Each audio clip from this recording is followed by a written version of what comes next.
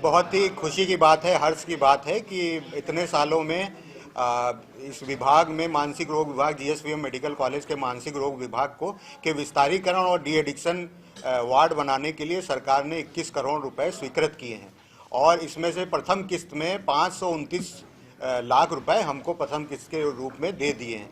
तो अभी तक हमारा क्या है, ओपीडी के चैम्बर्स में और 10 बेड पे ही हम लोग काम चलाते थे, लेकिन अब हमारे पास 10 बेड मेल, 10 बेड फीमेल और 10 बेड का डी एडिक्शन वार्ड इसमें बन जाएगा, जिसमें कंसल्टेंट चैम्बर्स होंगे और मरीजों के लिए बहुत सारे इंटरवेंशन रूम जैसे ईसीटी थेरेपी होती है, आरटीएमएस होता है, बायोफीडबैक, ईईजी मशीन और तरह तरह की काउंसलिंग सर्विसेज ये हम लोग प्रदान कर पाएंगे।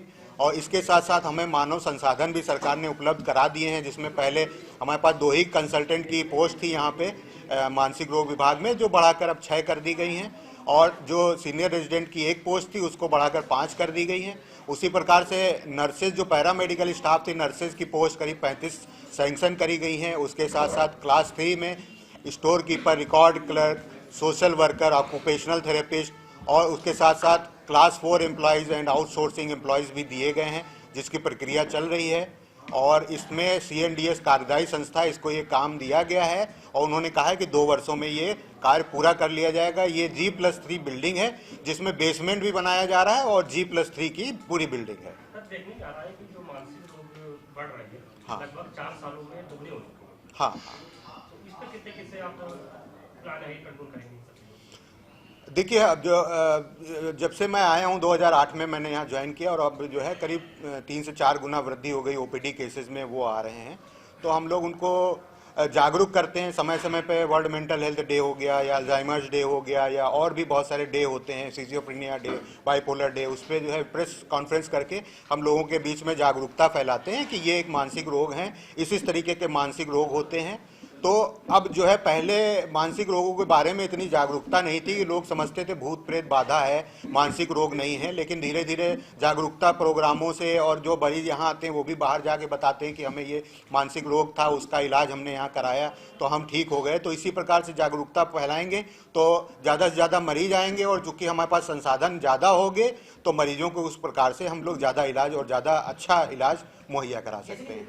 पहले मानसिक रोगी जो थे वो 30 वर्ष की आयु से लेकर 45 से 50 वर्ष की आयु में आते हैं, मगर अब एक ट्रेंड चला है कि युवा, जिनको कहा जाता है वयस्क बच्चे 17 साल से कम, ये ज्यादातर डिप्रेशन का शिकार हुए जा रहे हैं और कारण गेमिंग, ऑनलाइन गेमिंग या इन तरह की चीजों में फंस करके होते हैं, जिसकी वजह से ये सुसाइड भी करते हैं। तो इस पे किस तरह से काम करेंगे? इस पे हम लोग जो है, एक हमारी सुसाइड हेल्पलाइन पहले से चलती है, बाकी जागरूकता फैलाएंगे। और ये भाग दौड़ भरी जिंदगी हो गई है। पहले हमारे ज़माने में 3-3 महीने की गर्मियों की छुट्टियां होती थी और 1 महीने की जाड़ों की छुट्टियां होती हैं। अब तो बच्चों की छुट्टियां बहुत कम कर दी गई हैं। पढ़ाई में बहुत प्रतिस्पर्धा हो गई है, बहुत ज़्यादा बच्चों के ऊपर पढ़ाई का बोझ है। उसके साथ साथ जो युवा होते हैं उनमें हार्मोन की जो होती है वो अधिकता होती है, उसमें कई सारे चेंजेस हो रहे होते हैं। वो नहीं समझ पाते हैं कि हमारे अंदर क्या चेंजेस हो रहे हैं और सोशल मीडिया पर ही उनका ज़्यादा ध्यान होता है, उस पर ज़्यादा समय बिताते हैं, जिसमें कई बार भ्रामक जानकारियां या इस तरह की फिशिंग चीज़ें होती हैं जिसमें बच्चे पढ़ के गुमराह हो जाते हैं। उनको ऑनलाइन गेमिंग की आदत पड़ सकती है और सोशल मीडिया में बहुत ज़्यादा संलिप्त होकर उनको गलत अवधारणाएं पैदा करी जाती हैं, जिसके कारण बच्चों में बहुत सारी, खासकर युवाओं में मानसिक रोग की बढ़ोतरी होती जा रही है। तो इस वजह से आत्महत्या के केसेस भी दिनों दिन बढ़ते चले जा रहे हैं।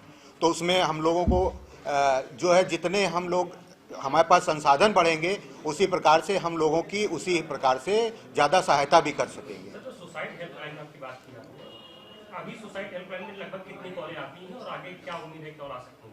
नहीं, सुसाइड हेल्पलाइन में ये है कि सरकार का बहुत ज़्यादा इस समय फोकस है मानसिक रोगों पर, और वो जो है एक हर जिले में टेली साइकेट्री नाम का एक वो चला रहे हैं, जिससे लोगों को बहुत सहायता होती है। अभी हमारे यहाँ इस तरह की कोई हेल्पलाइन नहीं है, बट इंडियन साइकेट्रिक सोसाइटी की हेल्पलाइन है, जिसका कि टोल फ्री नंबर भी उपलब्ध है। उस पर कॉल जाती है, लेकिन उसका डेटा हमारे पास उपलब्ध नहीं है।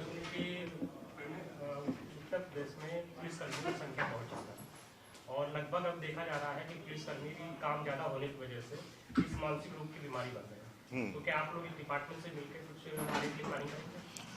पुलिस का काम बहुत ही दबाव वाला है। 24 घंटे की जैसे चिकित्सकों की ड्यूटी होती है उसी प्रकार से पुलिस कर्मियों की भी ड्यूटी होती है। उनको छुट्टियां कम मिलती हैं, उस हिसाब से उनका वेतन भी शायद उनको उतना नहीं लगता है। और बहुत सारी चीज़ें, घर का भी दबाव होता है, पारिवारिक दबाव होता है, उस वजह से ये होता है। मैं भी अपनी ओपीडी में जब कोई पुलिस वाला वर्दी में आता है तो मैं उसको पहले देखता हूँ। पुलिस वालों को पुलिस लाइन में जाके हम लोग जागरूकता प्रोग्राम फैलाते हैं। उनको एंटी स्ट्रेस जो है, स्ट्रेस मैनेजमेंट का भी हम लोगों ने प्रोग्राम बहुत सारे किए हैं और आगे भी करते रहेंगे। इससे उनको बहुत फ़ायदा मिलेगा।